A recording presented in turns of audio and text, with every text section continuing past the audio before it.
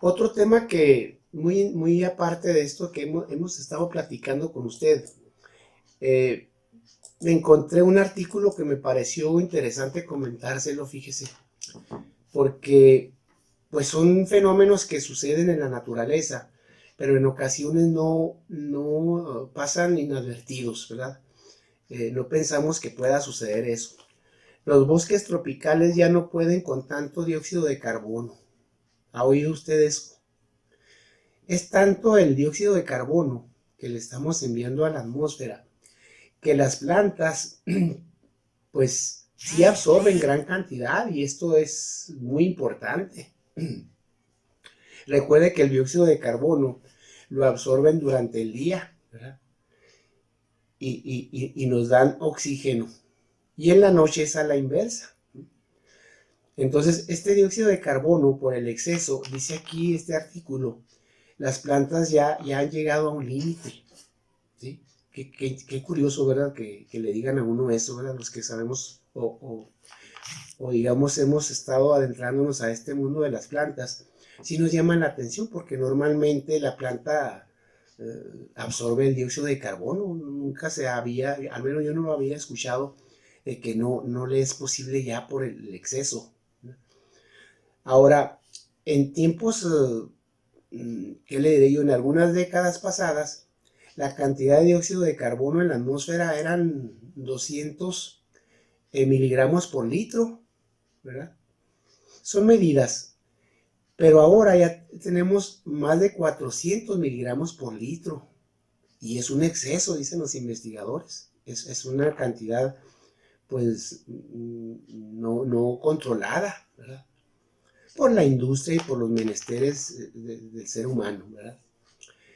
Y claro, pues cuando hay un exceso, ya ves lo que está sucediendo, esto induce a que haya un calentamiento en el planeta, ¿verdad? De esto lo hemos estado platicando bastante.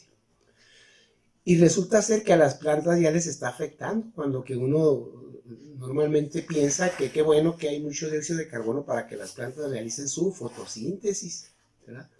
Ese fenómeno maravilloso en donde el sol envía la energía radiante, ¿verdad? Y la planta la transforma en energía química, ¿verdad? A este proceso se le llama fotosíntesis y gracias a ese proceso, pues las plantas nos regalan oxígeno y de él pues vivimos todos los seres vivos, ¿verdad? Del oxígeno. Hay unos que no lo toman directamente, ¿verdad?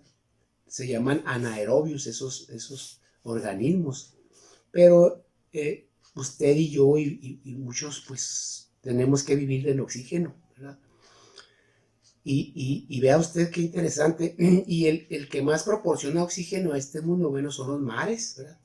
Las algas marinas, las plantas marinas.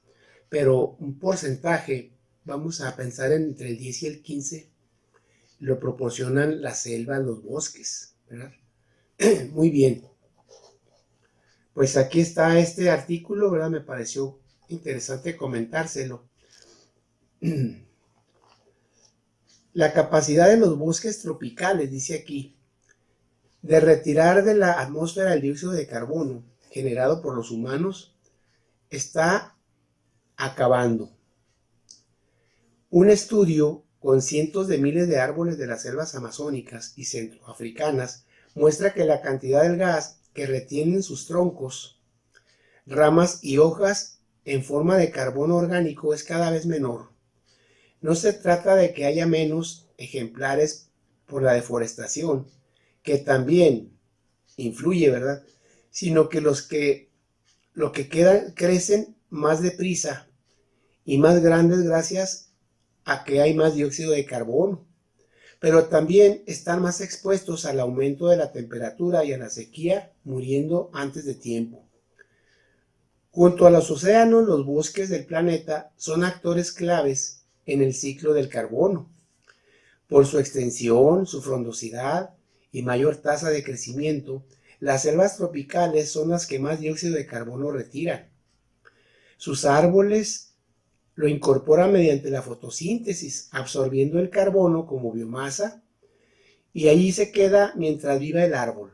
Los científicos contaban en sus planes con este efecto fertilizante para combatir el cambio climático provocado por el exceso del mismo gas, ¿sí? Lo que le comentaba hace un momento, ¿verdad? Decimos, bueno, si la selva, los bosques, los mares absorben dióxido de carbono, pues esto entra digamos, para neutralizar el exceso que pudiese en un momento dado estar presente en la atmósfera. Esto es real, pero resulta ser que ya sobrepasó esa cantidad, ¿verdad? Dice, los científicos contaban con estos planes, sin embargo, no ha sido del todo como ellos lo esperaban. De hecho, diversos estudios ya habían demostrado que las plantas han acelerado su fotosíntesis. Sin embargo, parece que ya no pueden más. Sí, claro, hay un exceso de dióxido de carbono, ya no les es posible absorberlo, ¿verdad? Como de forma natural lo hacían. Ahora, aquí entra algo interesante. Las plantas tienen una capacidad de adaptación, ¿verdad? Extraordinaria. Pero ¿qué pasa? No le estamos dando tiempo para que pues su anatomía, su fisiología les permita absorber quizá más dióxido de carbono del normal. ¿Se da cuenta usted? El ser humano sí tiene capacidad de adaptación porque, bueno, hay raciocinio y de una u otra forma, pues nuestras conductas inducen a ello. Pero en el caso de las plantas, pues no, ¿verdad? Requieren de muchos miles y quizá millones de años para lograr una adaptación, ¿verdad? Y aquí pues vea usted, no están adaptadas para ese exceso de dióxido de carbono, ¿verdad? Dice aquí, todos los modelos climáticos sugieren que las plantas continuarían tomando más dióxido de carbono durante varias décadas. Dice la investigadora de la Universidad de York y coautora del estudio, Aida Cooney. La tasa de fotosíntesis es más rápida, pero tiene un límite fisiológico. Y este límite es el que estamos esperando. En la selva amazónica se alcanzó hace 15 años y en la africana ya lo alcanzamos en el 2012. Fíjese cómo estas investigadoras, o ella, ¿verdad? En específico, Aida, ha estudiado esto, ¿verdad? Y cómo nos dan datos pues muy reales, ¿verdad? Si en la Amazonia o Amazonía ya se hizo el estudio y calcularon que ya hay un exceso, ahora se va pues al África, en donde se hace el estudio y en el 2012, considera ella, ya hay un exceso de este gas. El dióxido de carbono de más estaría acelerando el ciclo vital del árbol y, por tanto, la llegada de su muerte y la devolución a la atmósfera del carbono. Claro, al perecer, bueno, pues le va a regresar ese elemento, ¿verdad? A nuestra, pues a la atmósfera o a la Tierra, ¿no? Desde hace años, esta investigadora viaja a las selvas más aisladas del continente africano para medir cómo crecen sus árboles. Cada cierto tiempo calibra el diámetro del tronco de los árboles y les ponen una etiqueta. Después regresan para comprobar cuánto han crecido.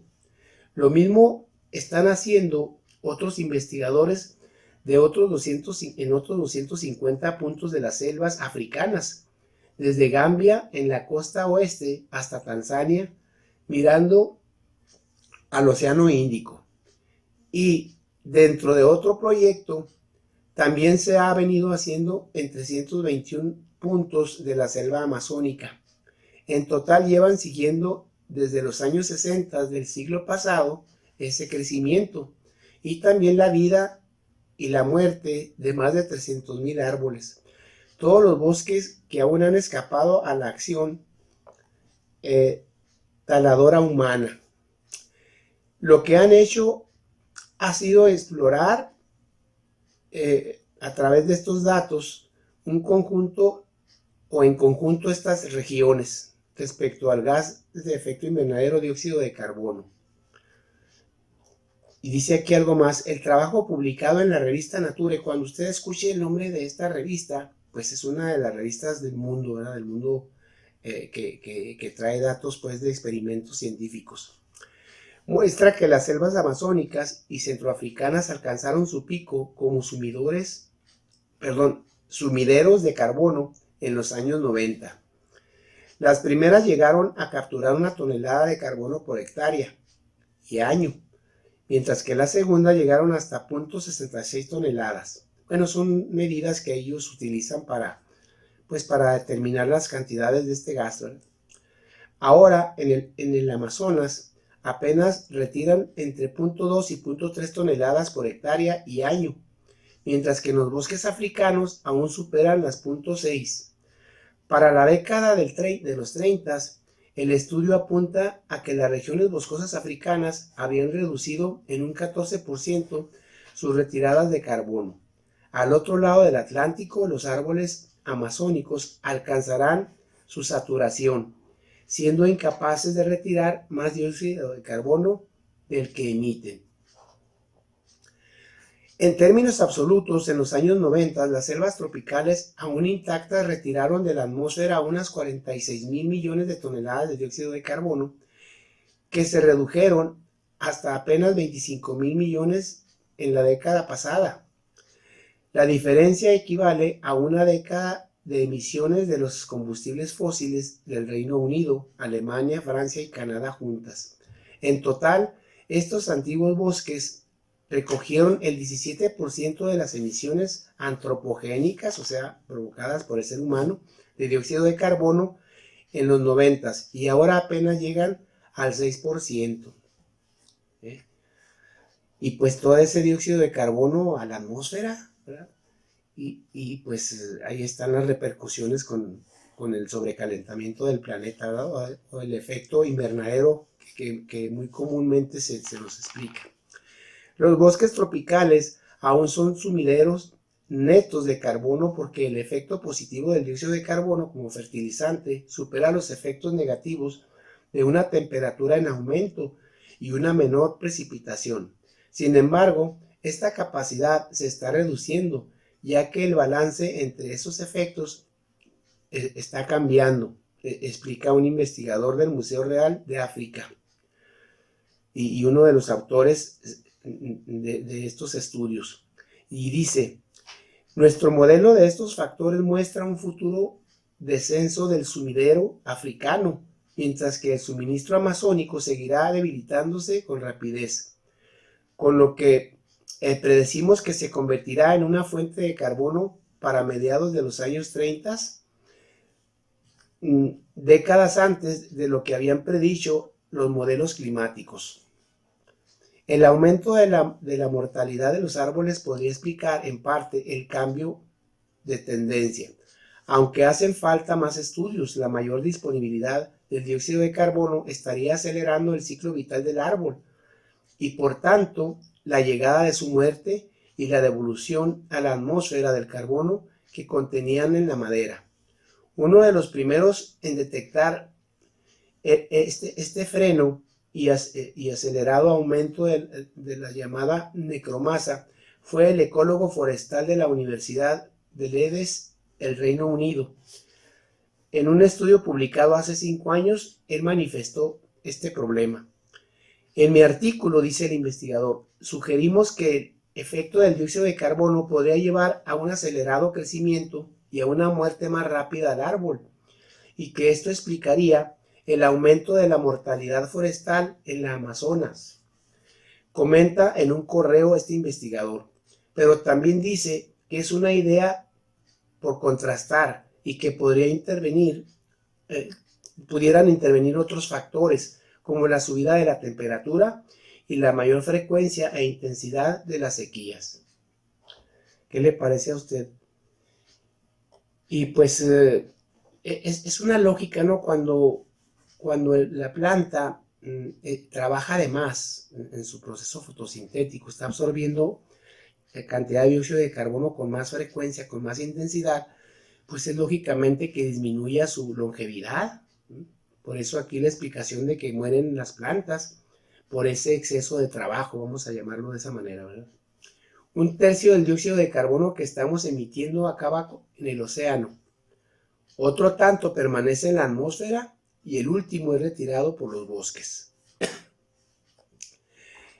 La científica de la Universidad Técnica de Múnich, Anja Rami, recuerda que no es fácil extrapolar los datos de unos centenares de muestras a toda la inmensidad de la selva tropical.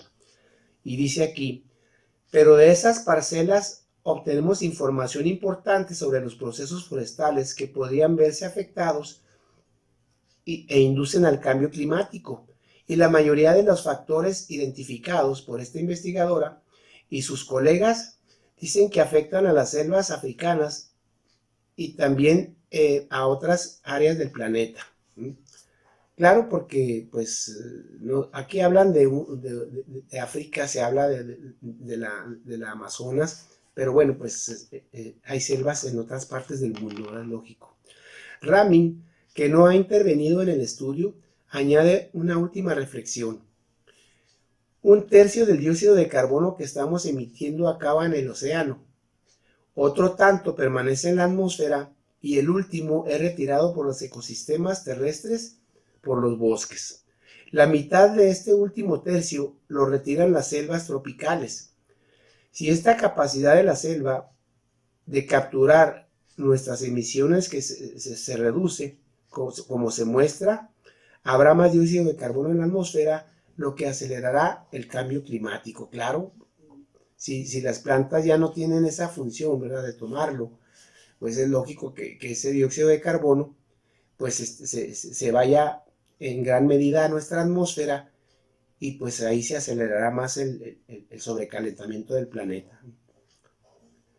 Esta es un dato que me interesó comentárselo, ¿verdad? Porque pues no se descubren fácilmente, ¿verdad? Uno analiza la situación del clima, pero de pronto hay otros fenómenos que están pasando y que se escapan pues en el momento de escudriñar esto del cambio climático, ¿verdad? Y pues aquí está otra noticia, ¿verdad? Que nos induce pues a mayor reflexión, ¿verdad? De lo que estamos haciendo con nuestro planeta. Y así como este artículo, deberá haber otros de otra índole, ¿verdad? Que ya nuestros antepasados investigadores conocían, pero que a la fecha pues se están descubriendo y que es necesario comentarlos al público, ¿verdad? Y que nosotros los conozcamos para dar una respuesta o bien mitigar pues estos efectos de los gases de efecto invernadero. ¿Qué le parece a usted? Pues quise leerle este artículo, ¿verdad? Comentárselo pues para tener una idea más de qué estamos haciendo con nuestro planeta. Aquí, cambiando de tema, le traigo una información sobre los glaciares, pero aquí me voy a referir a los glaciares de México. ¿Sí sabía que en México hay glaciares? Bueno, hay volcanes, hay digamos, picos que tenían en algunos casos hielo allá en la cima, y hoy en día pues está derritiendo ese hielo, fíjese, y pues es alarmante, ¿verdad? Es importante comentarlo porque pues no es posible que esté sucediendo esto, fíjese. Y claro, dirá alguien que vive cerca o tiene esa experiencia, bueno, se derrite el hielo, pero tenemos algunas lagunas que antes no se presentaban. Pero eso no es correcto, ¿verdad? Es una manera de pasajera, pues, porque la laguna puede estar presente ahí en un momento, en una temporada, pero con el tiempo se va a secar esa laguna, ¿verdad? Y ya no vamos a tener ni hielo en la cima y tampoco agua, ¿se da cuenta? Porque son eventos temporales, pasajeros. Aquí le voy a mostrar a usted o le voy a comentar sobre esto de los glaciares de México.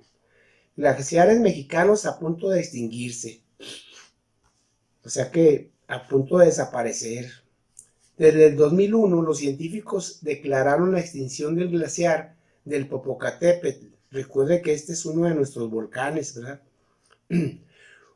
Una de sus causas es la erupción del volcán desde 1994.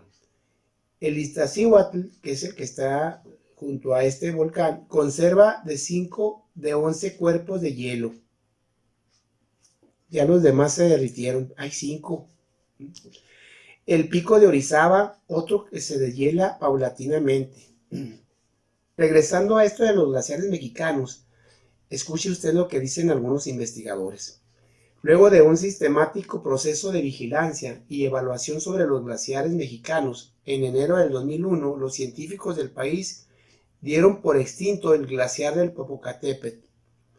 La noticia, un verdadero fenómeno climático, causó gran expectación en el mundo científico, informó Hugo Delgado Granados, investigador del Instituto de Geofísica de la Universidad Nacional Autónoma de México. El origen de tan singular suceso, agregó el científico, se debe a los efectos que tuvo la erupción del volcán sobre los hielos. Desde que en 1994 comenzó la erupción, los materiales calientes, conocidos como proyectiles balísticos, más las cenizas de la erupción, han caído sobre la superficie de nieve y el hielo glaciar que estaba ahí presente, pues prácticamente se ha derretido. Cuando la nieve recién caída se cubre de ceniza y esta por el color, más que por su temperatura, recibe la radiación solar. Se calienta y no permite que el glaciar se alimente, aunque se ubique en la altitud potencial para formar glaciares. De modo que la erupción del volcán, entre otras causas, hizo que se extinguiera. Hay hielo, pero sus remanentes solo quedan. De acuerdo con Delgado Granados, los cientos de glaciares del planeta tienen su origen en las temperaturas suficientemente bajas para que el agua permanezca en estado sólido como nieve o hielo. No todas las masas de nieve o hielo se denominan de esta manera. Por ejemplo, el casquete polar del norte es un cuerpo de hielo, aunque no es un glaciar. Un glaciar es toda aquella masa de hielo que tiene una serie de características, principalmente una dinámica que incluye movimiento desde la altura hacia niveles más bajos y un régimen de pérdida y ganancia, definió Delgado en ese momento. La ganancia es todo lo relacionado con la precipitación sólida, sea nieve o en forma de nieve, granizo o ventisca. La altitud a la cual comienza a formarse un glaciar depende de la latitud. Por ejemplo, a nivel de los polos, la altitud es prácticamente el nivel del mar, pero en el Ecuador los cuerpos de hielo se localizan por encima de los 5.700 metros sobre el nivel del mar. En México, las temperaturas que favorecen la permanencia del hielo aparecen alrededor de los 5.200 metros de altitud. Esto significa que en cualquier montaña a esa latitud, donde hay precipitación pluvial, puede encontrarse un glaciar. Si la lluvia se precipita en algún momento del año, se transforma en nieve y poco a poco se convierte en hielo glaciar. Ese hielo tiene básicamente la misma estructura de la nieve, aunque hay aire contenido en su estructura, mientras que en el hielo del glaciar ha desaparecido todo el aire. De ahí que hay varias características para considerar a un glaciar como tal. ¿Qué pasa cuando muere un glaciar? Los beneficios que aportan estas masas de hielo son tan evidentes que a veces pasan inadvertidas, consideró el investigador. Al fin de cuentas, los glaciares son cuerpos de agua, aunque en forma sólida, pero en épocas de secas se funden por efecto del clima y aportan agua a las correntías sobre cuencas que irrigan. También aportan grandes volúmenes del vital líquido a los mantos acuíferos, de manera que si desaparecen los glaciares, simple y sencillamente disminuyen los flujos y no hay agua. Y pues ahí está, es lo que le decía, es temporal, ¿verdad? Puede haber una laguna de pronto, pero se infiltra o se va hacia los mantos freáticos y bueno, deja de ser eso, ¿verdad? Glaciares profundamente mexicanos. Las cumbres de 3 montañas del territorio mexicano alcanzan más de 5.200 metros. Se trata del volcán Iztaccíhuatl, que significa mujer dormida, y el Popocatépetl, que significa cerro que humea, y el Citlaltépetl, o cerro de la estrella, o pico de Orizaba. Esa altitud permite la preservación del hielo. Por lo que se refiere al Iztaccíhuatl, de 5.240 metros, una altitud poco favorable para conservar hielo, aunque aún se cuentan 5 zonas glaciares, uno en el pecho, otro en la panza y 3 en el suroriente, comparados con los 11 que llegó a tener hace tiempo. Prácticamente ha desaparecido gran cantidad de hielo y está en una situación vulnerable. En cualquier momento, el hielo remanente puede desaparecer. Está cerca del límite, advirtió el investigador. Respecto al Popocatépetl, es un volcán situado a 5.420 metros, es decir, tiene 220 metros arriba de lo que es la altitud a la cual deberían prevalecer los glaciares, pero debido a la actividad eruptiva se extinguieron. O sea que aquí se presentó pues otro fenómeno agregado al sobrecalentamiento, ¿verdad? Que es la erupción. En cuanto al Citlaltépetl o Pico de Orizaba, es una montaña de 5.670 metros de altitud, con un sistema glacial que ha venido retrocediendo de manera paulatina, pero importante. Tiene la mayor probabilidad de sobrevivir un tiempo más, aunque bajo un pronóstico reservado, puesto que ha venido cambiando el clima global. Se piensa que puede permanecer 2 o 3 décadas más, previó el científico. Bueno, 2 o 3 décadas, pues, oiga, no es nada, ¿no? Si sabemos que estos volcanes se formaron hace, pues, miles de años, ¿no? Bueno, en general, agregó, los glaciares pueden compararse con instrumentos altamente sensibles. Si la temperatura ambiente global en el planeta disminuye, los glaciares crecen, pero si por el contrario aumenta, estos desaparecen. En el contexto mundial, los glaciares están desapareciendo, advirtió Delgado Granados, de manera diferenciada, pero en los últimos años el retroceso es notable. Dice aquí, en los últimos 2 millones de años, el planeta experimentó 4 glaciaciones importantes. Cuando concluyó la última glaciación, alrededor de 10.000 años, en México había glaciares en el Ajusco, en la Sierra de las Cruces y la Nevada. Sin embargo, los hielos se fundieron y dieron origen al sistema lacustre que encontraron los antiguos mexicanos en el centro de la cuenca del Valle de México, en Texcoco y Xochimilco, irrigados por aguas que provienen de los glaciares. Qué interesante esto ahora siempre, cómo la naturaleza nos da estos conocimientos, ¿no? Conforme pasa el tiempo, continúa el investigador, en el periodo posglacial, la temperatura aumentó de manera natural. Lo que no corresponde a la evolución natural es el aumento global de la temperatura de varios grados, lo que se conoce como calentamiento global. Este calentamiento se debe a las emisiones de gases de efecto invernadero causantes del incremento del ritmo natural con el que venía aumentando la temperatura ambiente del planeta. Aquí lo dice muy claro, ¿verdad? Es un calentamiento antropógeno, ¿verdad? En otras palabras. Hoy en día se sabe que el ritmo es demasiado rápido y los pronósticos no se cumplieron. Es decir, el planeta se encamina más rápido hacia la extinción de los glaciares de lo que se suponía. Cuando uno escucha esas cifras, 2 millones de años para formarse esto, oiga, y que en décadas lo estemos destruyendo. Dice algo más aquí. Otros efectos, eventualmente se sentirán otros efectos, aclaró el actual director del Instituto de Geofísica. Por ejemplo, cuando desaparezcan los glaciares del Iztaccíhuatl, provocarán al mismo tiempo un cambio en el clima local por una sencilla razón. El color claro de la nieve y el hielo reflejan la radiación solar, Pero si desaparecen estas masas, solo quedará la roca desnuda que, en vez de reflejar la radiación, la absorberá. Así podría haber un aumento de temperatura adicional, lo que hace que el clima cambie en las mismas cumbres.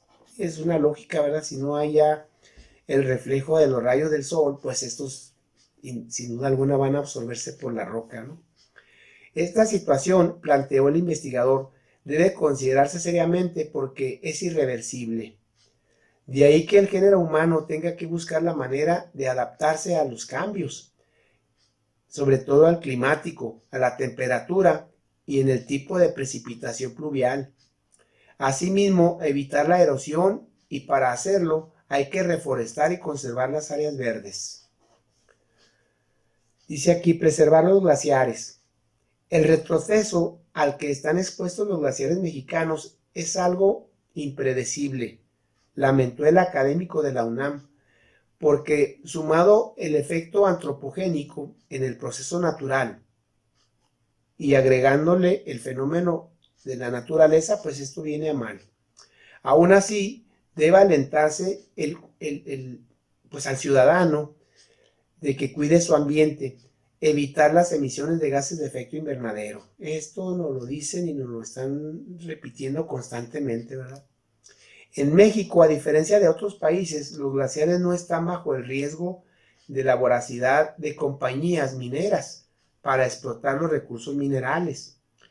No obstante, en opinión de Delgado Granados, somos testigos de la desaparición de cuerpos glaciares, por lo que es determinante llevar a cabo tareas que permitan saber cómo se va a adaptar la población a un cambio del ambiente y del paisaje. Claro, se refieren a las personas que viven alrededor o bajo estas áreas, porque hay ejidos, hay pueblos que están ahí cerca, y pues si se sobrevivían o vivían de los glaciares cuando estaban en su época normal, pues hoy en día se van a ver con serias dificultades, ¿no? Preocuparse y ocuparse. Aunque los investigadores de México en general y del Instituto de Geofísica de la UNAM en particular han estudiado los glaciares mexicanos durante las últimas décadas, lamentablemente no se ha hecho de forma permanente y sostenida. Los científicos establecieron estaciones de monitoreo, pero al carecer en México de un servicio glaciológico que atienda a estas estaciones, si concluye un proyecto de investigación, hasta ahí llega la capacidad de mantenimiento y no se le da continuidad, fíjese, con que se queda ahí pendiente del trabajo, y pues siento yo que ese monitoreo debe ser constante, ¿verdad? Como el monitoreo del aire, constante para pues medir ahí la situación, porque va a llegar un día en que ya no esté el glaciar presente y no nos vamos a dar cuenta, oiga. Sería conveniente analizar esta situación. Dice, ahora tratamos de colaborar con el Servicio Meteorológico Nacional para equiparlas y mantenerlas, ya que este tipo de actividades de monitoreo de los glaciares debe ser una actividad de tiempo completo. El reporte de las estaciones de monitoreo instaladas no es alentador. En el Iztaccíhuatl tratamos de implementar un par de estaciones y como es zona popular de montañistas sin conciencia ambiental, fueron y las vandalizaron. Fíjese usted, las destruyeron las estaciones. Esto es inconcebible, ¿no? Dice aquí, en el Popocatépetl, en razón de que prácticamente no hay glaciares, no tiene sentido instalar estaciones de monitoreo. Así que las únicas estaciones en operación son las del Pico de Orizaba. La infraestructura aún permanece. Necesitamos reparar, implementar las estaciones nuevamente o instalarlas para que se produzcan los datos que se necesitan. Pues esto es ilógico, ¿no? ¿Cómo va a destruir una estación un montañista o alguien que sube a esas alturas? Al contrario, ¿verdad? De entrada debe agradecer porque le permiten ir a esas zonas. Pero bueno, respetar lo que está ahí presente, ¿no le parece a usted? como que nada más hay estaciones que monitorean el pico de Orizaba y en el Iztaccíhuatl y en el Popocatépetl no están presentes. ¿Qué datos nos van a brindar, verdad? Pues ninguno. Es tiempo de que la población deje de escuchar lo que tienen que decir los científicos acerca del ambiente y la forma en que el clima se está modificando. Más allá de preocuparse por los datos científicos, hay que ocuparse y mejorar las condiciones ambientales que vamos a heredar a las generaciones que vienen. Ellos verdaderamente experimentarán la herencia de estos riesgos ambientales y con esto concluyó el investigador. Y bueno, este dato o este artículo se refiere pues a los glaciares mexicanos, pero bueno, este fenómeno está pasando en el mundo, ¿verdad? No es exclusivo de México o de esas partes tan altas de nuestro país. Esto va para todos los glaciares del mundo, ¿verdad? Y aquí viene otra nota enseguida. Se acelera el deshielo de la Antártida y crece el riesgo de una alza del nivel del mar. Bueno, ya estas son situaciones más complicadas, más complejas, ¿verdad? ¿Por qué? Porque el hecho de que el nivel del mar esté en aumento, créamelo, sí nos va a sorprender, o ya está sorprendiendo a muchas partes del mundo, como son las islas, los litorales, ¿sí? Ya le he comentado yo aquí, en Siberia la gente se está replegando hacia el sur porque el agua que llegó a sus hogares ya no tiene una manera de, digamos, de sacarla de ahí. Y si lo hace, pues eso es irreversible, dicen los científicos. Y como este ejemplo, hay muchos en donde ya las personas que viven en islas pues, van a tenerse que retirar, ¿verdad? Y luego se complica porque ellos se transforman en migrantes, ¿verdad? Y es gente igual que nosotros, ¿verdad? Que tiene derecho a vivir y derecho pues a buscar digamos, su vivienda, ¿verdad? Su hogar, pues en otras partes, porque ya aquella región ya se inundó, fíjese. ¿Mm? Y pues, ¿qué nos queda? Recibirlas. ¿Mm? Y claro, esto no es sencillo, ¿verdad? No es nada más decir así. Implica muchos factores, ¿verdad? Económicos, de población. Hay lugares en donde ellos migran o emigran y son zonas donde la población ya es bastante elevada, imagínense, para agregar más personas, ¿sí? Y se complica y pues usted verá ahí un fenómeno o digamos la causa, lo que provoca posteriormente, ¿verdad? El efecto que provoca de estas personas, ¿verdad?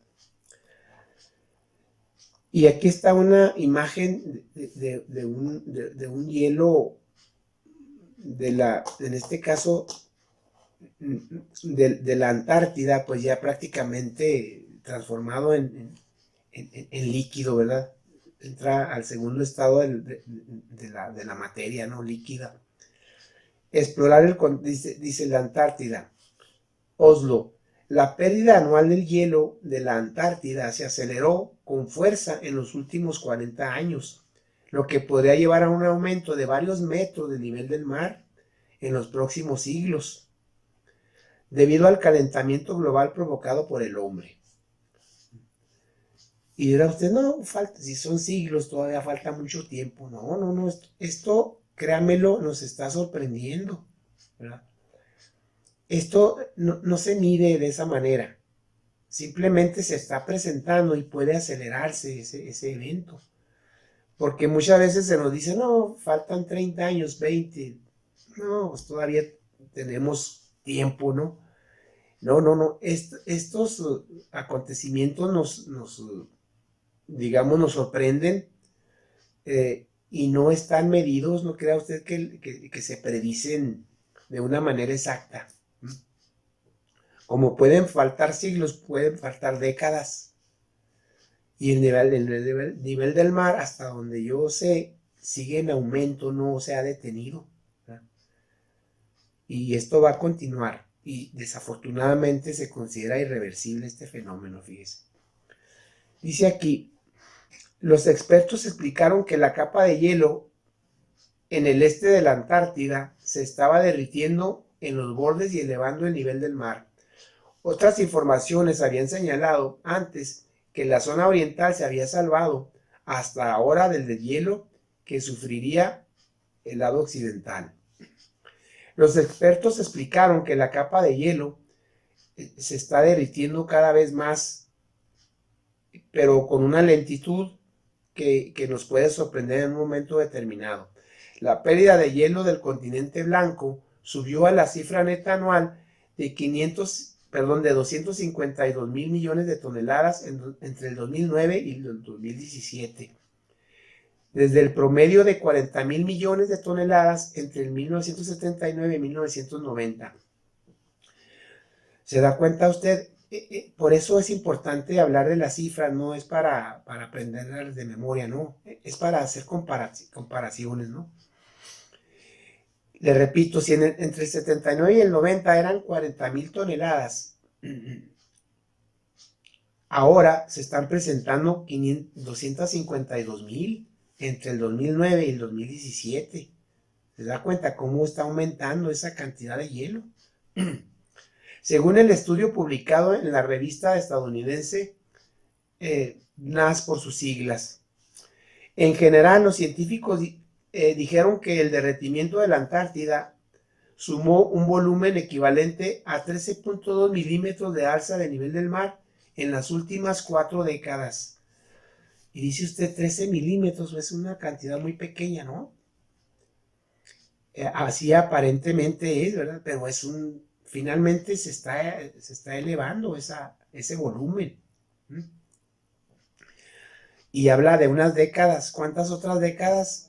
Vamos a tener el doble, el triple, y quizá vaya a haber un momento en que rebase estas cantidades, porque como le comento, nos está sorprendiendo estos fenómenos, ¿verdad? No crea usted que se predicen de manera concreta, vamos.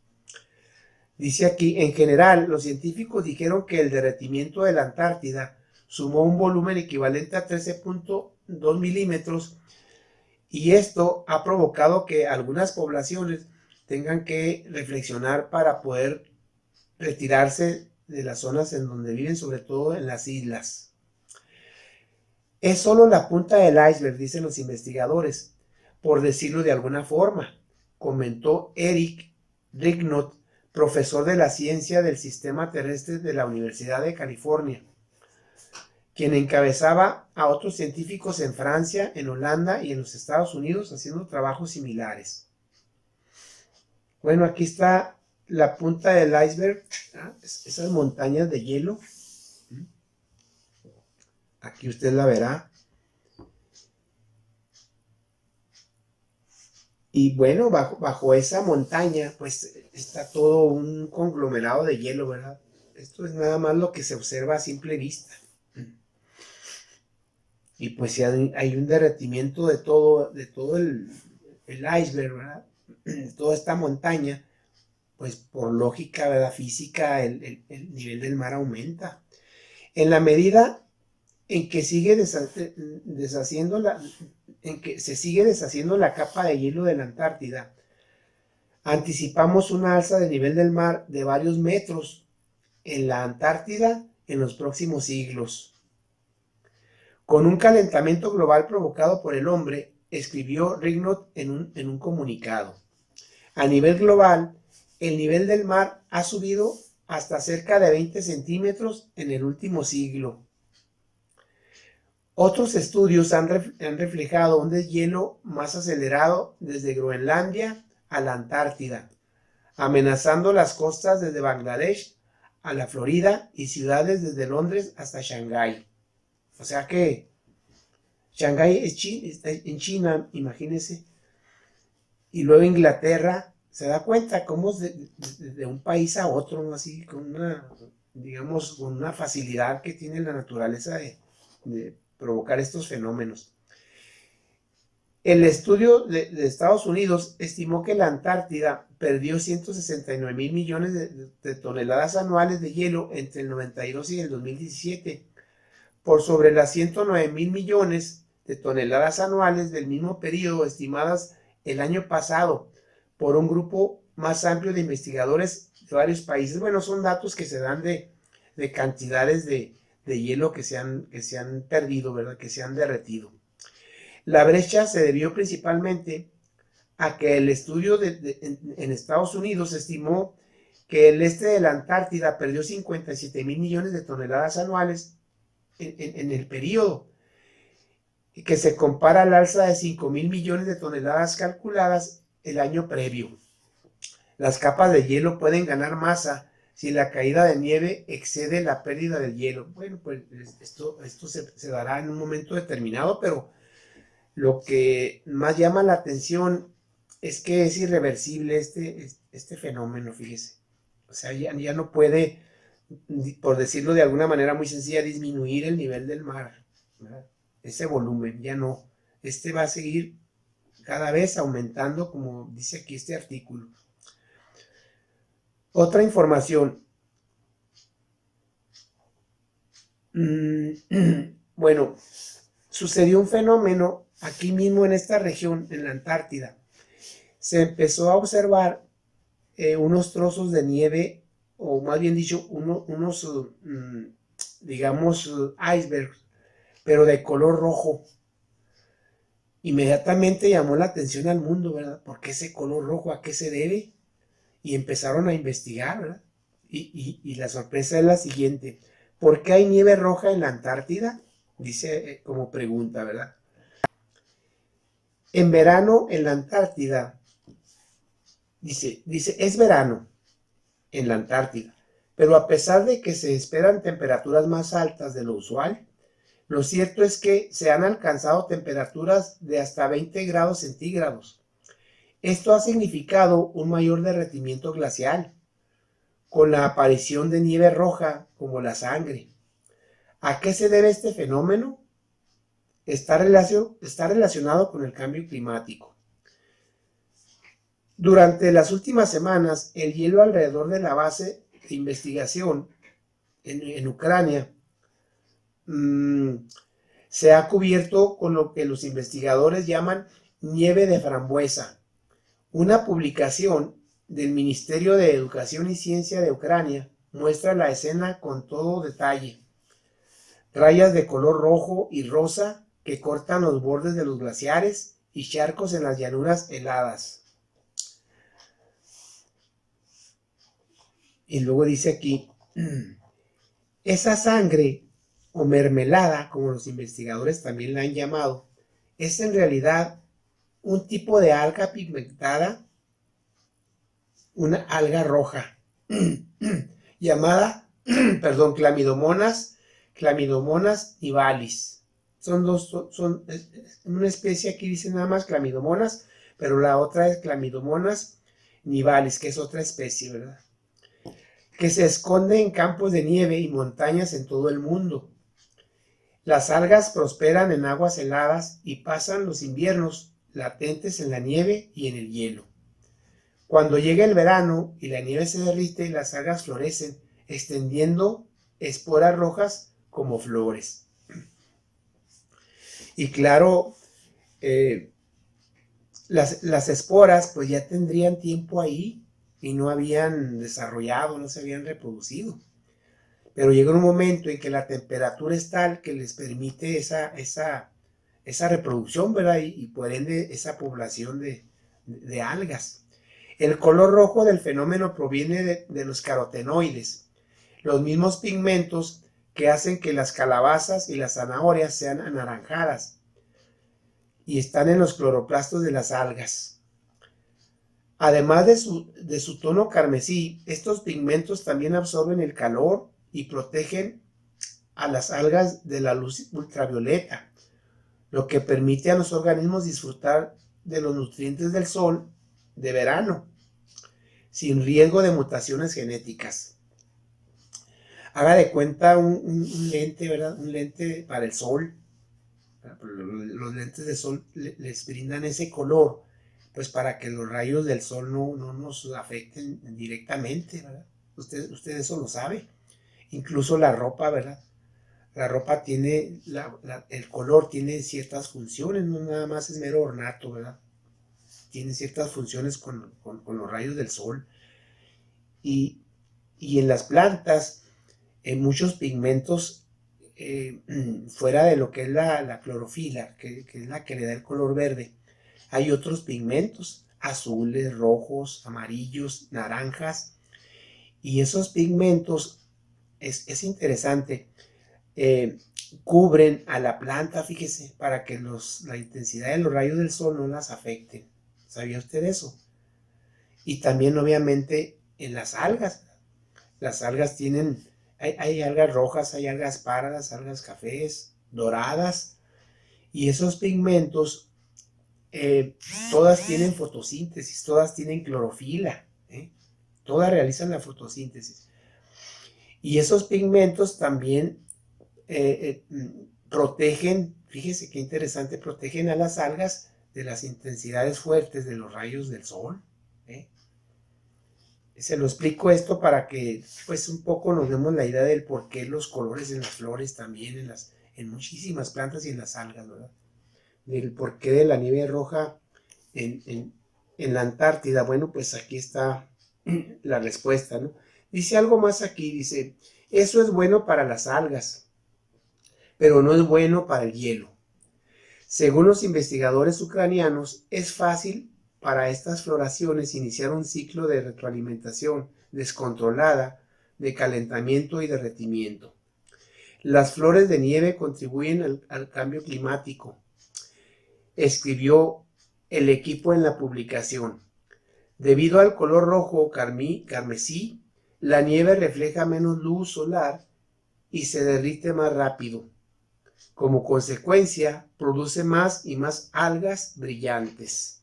Pues claro, se da cuenta, así es la naturaleza, ¿verdad? De pronto, como la noticia que nos han dado nuestros amigos de Brasil, dicen que allá en esa parte, después del incendio tan tremendo, que muchas plantas ya están dando brotes, ¿verdad? Que están floreciendo muchas semillas semillas de plantas que se quedaron ahí, que el fuego no pudo pues eliminar, ¿verdad? Y esto pues es sorprendente, ¿verdad? Es como cuando uno ve plantas sobre el magma, ¿verdad? De los volcanes, diciendo, ¿cómo surge aquí una planta, ¿no? Una magma que en un tiempo fue incandescente. Bueno, pues así es la naturaleza, ¿verdad? Las aves, el viento, el agua transporta semillas y estas pues germinan de alguna manera y ve usted cómo la naturaleza se defiende, vamos, usando ese buen término, ¿sí?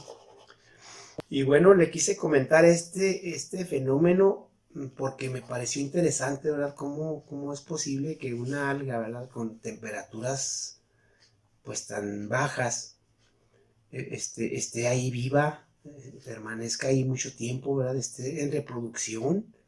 Y como dicen los investigadores, bueno, esto no va bien porque aquí tiene relación con la intensidad de los rayos del sol, ¿verdad?